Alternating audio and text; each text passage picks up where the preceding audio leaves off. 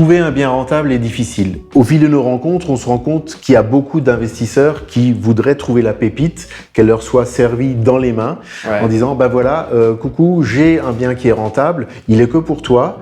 Et c'est pas comme ça que ça se passe, parce que les biens rentables, on peut les trouver sur le bon coin, mais il faut des astuces pour savoir comment lire entre les lignes. Et il faut pour ça déjà savoir ce qu'on cherche. Quelle est ta technique à toi pour sélectionner un bien rentable et comment tu vas t'y prendre pour définir des critères de bien rentable par rapport à ta stratégie à toi? Donc moi personnellement, je suis un adepte des réseaux, donc je préfère dans ma stratégie d'investissement privilégier des réseaux, effectuer des visites de par le bon coin pour arriver à faire des contacts avec des agents immobiliers, etc. ou même avec éventuellement des vendeurs.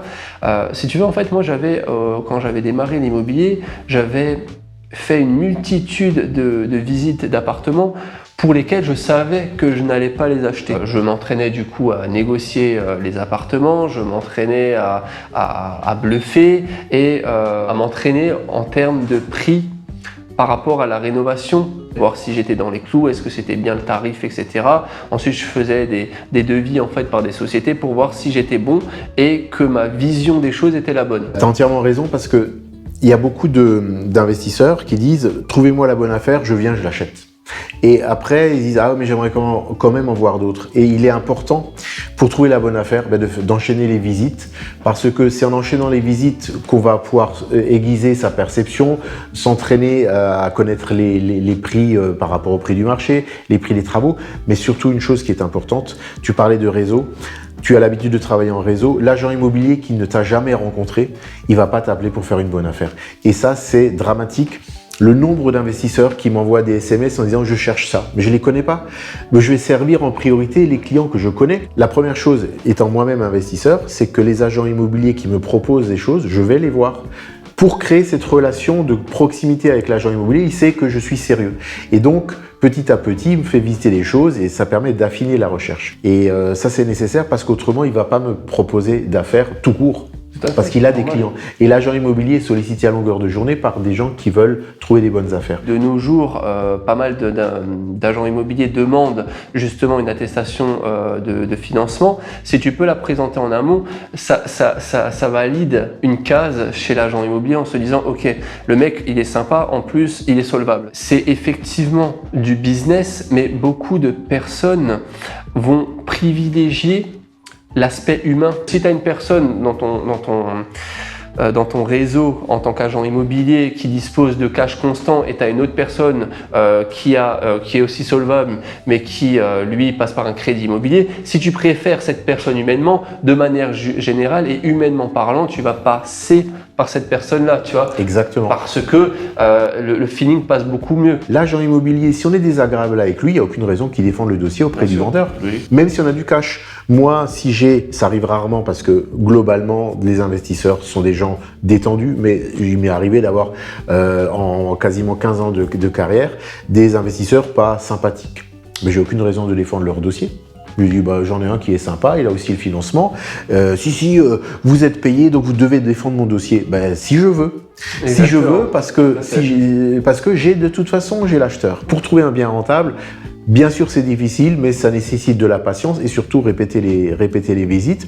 Et contrairement à ce que certains disent, il faut être sympa. C'est pas parce qu'on est désagréable et c'est pas parce que les gens ont du pognon qui sont désagréables. Il y en a qui sont désagréables alors qu'ils n'ont pas le pognon, mais là c'est perdu d'avance. Mais ce qui est important, c'est d'être sympa avec l'agent immobilier pour qu'il ait à cœur de défendre notre dossier et à le faire passer devant celui des autres.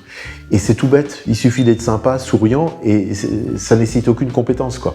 Alors, si j'ai bien compris que si tu passes par ton réseau d'apporteurs d'affaires, tu es le seul à être sur l'affaire ou est-ce qu'il y en a d'autres en même temps? Pas plus tard que hier, j'ai visité du coup une maison et donc l'agent IMO, cet agent IMO-là, me disait voilà, tu es la deuxième personne, j'ai fait venir une personne juste avant toi et il y a une troisième personne avec qui j'ai encore jamais bossé qui va venir le voir.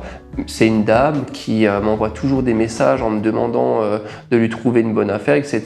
Mais si tu l'achètes, je te ferai passer en priorité, je vais mettre en avant ton dossier. Alors comment ça c'est possible?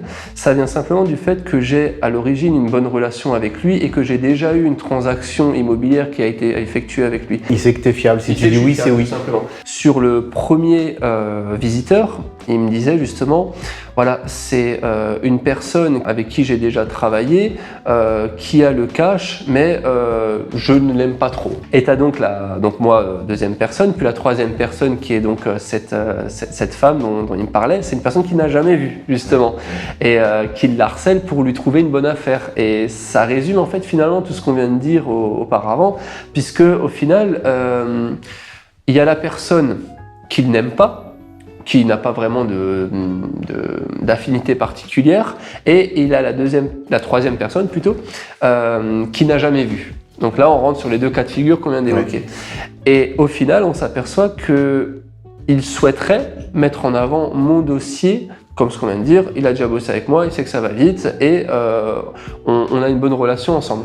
Bien sûr, s'il y a une énorme différence de prix entre ma proposition et la proposition du premier visiteur, je pense qu'effectivement, pour son client, il va mettre en avant la première personne. Mais là, étant donné que je me suis aligné sur ce que lui, il a proposé, il n'y avait pas de raison. J'ai été confronté à la même situation à un moment. J'avais visité une maison avec un agent immobilier que je ne connaissais pas, c'était une première visite. Et ce qui m'a fait visiter ne me convenait pas du tout, mais je ne pouvais pas le savoir sans visiter. Et il m'a demandé ce que je cherchais, et comme j'avais établi ce lien, dans la foulée, il m'a proposé autre chose, et ça m'a permis d'acheter autre chose. Mais si je ne m'étais pas déplacé, il ne m'aurait pas proposé du coup le bien que j'ai acheté. Moi je suis des deux côtés, je suis investisseur, et je vois bien qu'avec les agents immobiliers, il faut avoir une attitude d'humilité pour qu'on passe avant les autres.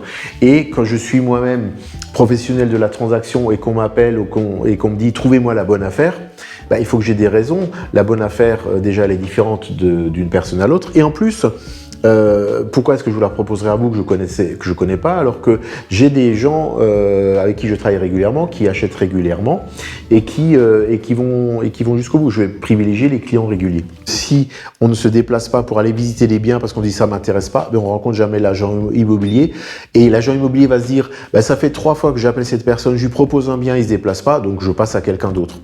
Et d'ailleurs, c'est pour ça que j'ai fait la conférence que vous pouvez télécharger sous la vidéo, qui s'appelle « Comment faire de l'agent immobilier votre allié et faire des affaires ». C'est vraiment expliqué sur plus d'1 heure dans une conférence que j'ai donnée en public à ce sujet.